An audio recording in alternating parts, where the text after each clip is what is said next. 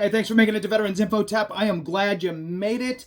End VA's individual unemployability payments to disabled veterans is the headline straight from the Budget Office for Congress, the Congressional Budget Office. Before we jump into it, I want to throw out a special thank you to Mr. Jerbub. Mr. Jerbub, thank you so much for that super chat thing. I really do appreciate it so very much. Now, let's jump into this. The Congressional Budget Office is that. It's the Budget Office, and they give recommendations, if you will, to Congress on ways to essentially reduce the budget, or I guess play a shell game to take some money from here so you can go pay this new pet project you have. Is it ever a good idea to... Well, that's Stan in the background. For those that don't know, that's my rooster if you didn't hear him. He likes to chime in, and sometimes he has good timing. Now, the Congressional Budget Office does this all the time. Do I think it's a great idea to be targeting veterans even in this sort of fashion? No, I don't. But I also do think that it's important that we're aware that these conversations are happening. This is not something that is, oh, well, if you don't say anything, nobody knows about it. No. Everybody in Congress knows about this. So this is a recommendation coming from the Congressional Budget Office regarding our benefits. Whether you utilize this specific benefit or not is beside the point. If they take one, they'll take another. So you have to kind of think of it that way.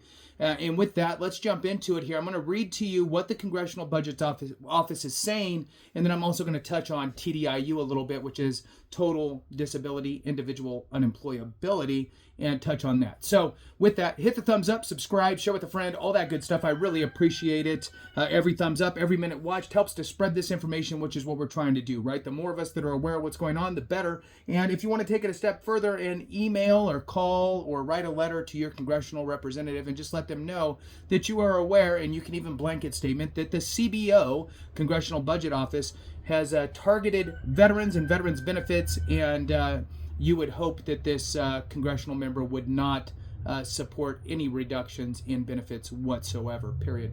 All right, so let's dive into it. The Department of Veterans Affairs, right? So this is, again, from the Congressional Budget Office. This came out December of 2024, so last month, under mandatory spending, Function 700, Veterans Benefits and Services, end, finish, done, end. VA's individual unemployability payments to disabled veterans at their full retirement age for Social Security. So, already I say no, and here's why. I get what they're saying. Well, now you have another benefit that will you can just kind of remove and replace. I get what they're saying.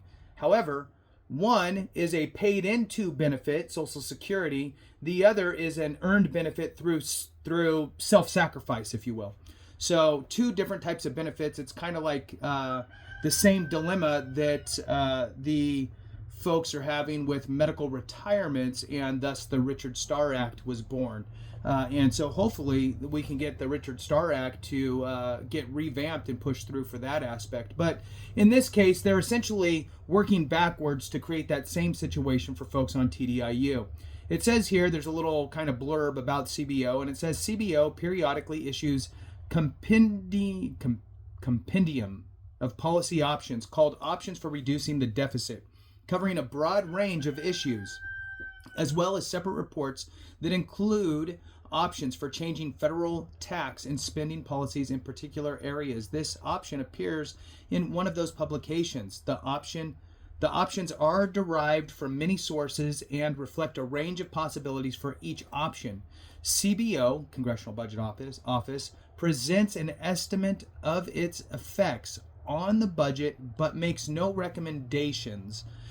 Inclusion or exclusion of any particular option does not imply an endorsement or rejection by CBO.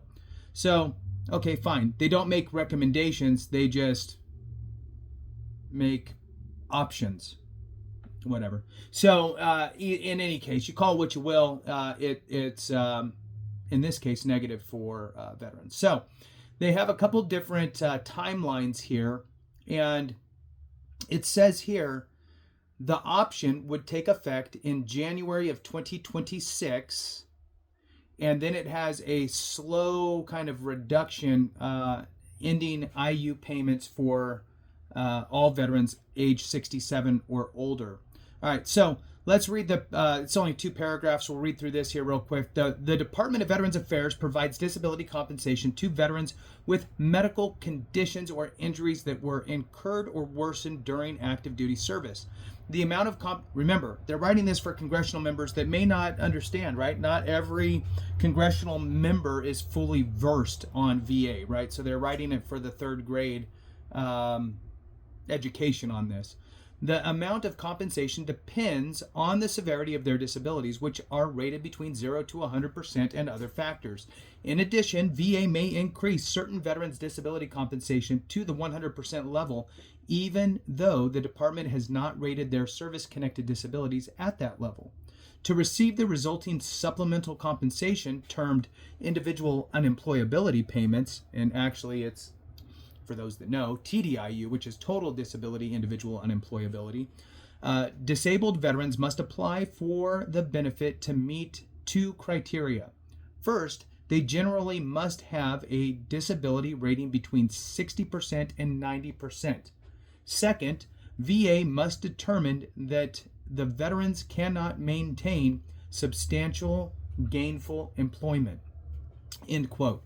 Because of the severity of a service-connected disability, receipt of IU is not based on age, voluntary withdrawal from work, or other factors. This option consists of 2 alternatives. Under the first, VA would stop making IU payments to veterans age 67 or older, the full retirement age for Social Security benefits for those born after 1959. That restriction would apply to both current and prospective recipients. When veterans reach age 67, all VA disability payments would revert to the amount associated with their rated disability level. Veterans age 67 or older who were already receiving IU payments would no longer receive them after the effective date of the option. Under the second alternative, veterans who began receiving the IU supplement after December 2025 would no longer receive those payments once they reached age 67. And no new applicants age 67 or older would be eligible for IU benefits after that date. Veterans currently receiving IU payments who would reach age 67 or older after the effective date of the option would continue to collect the IU supplement. All right, so very, very interesting and concerning, right? So remember that IU is essentially, for the most part, right? There's always workarounds, there's always nuance, but they are correct, if you're between a 60% rating and a 90% rating and your service-connected disability or disabilities is inhibiting your ability to maintain a job, that type of stuff, you could file for TDIU, and they would then pay you out at the 100% payment rate. So, for example, a veteran who is rated at 70% would be paid out $1,759.19. But if they file for TDIU and receive it, it would bump them as a veteran alone to $3,831.30. So nearly a $2,100 bump in monthly compensation. So it's a big deal. And, that might be one of the reasons why they're targeting it. Again, this is not a piece of legislation or anything like that. This is just an option from the CBO that is going out to all the congressional members as they try to figure out the budget.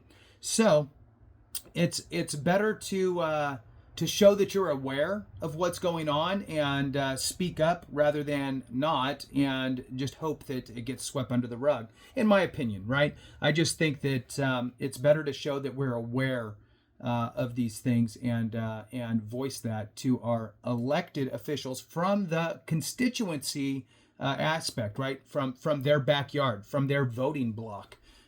It's great to have the veteran service organizations at Capitol Hill to champion on things, but we also need to do it in the constituency as well. So with that, thanks for watching. I appreciate you. Have a great one. And remember, if we don't take care of each other, something went wrong.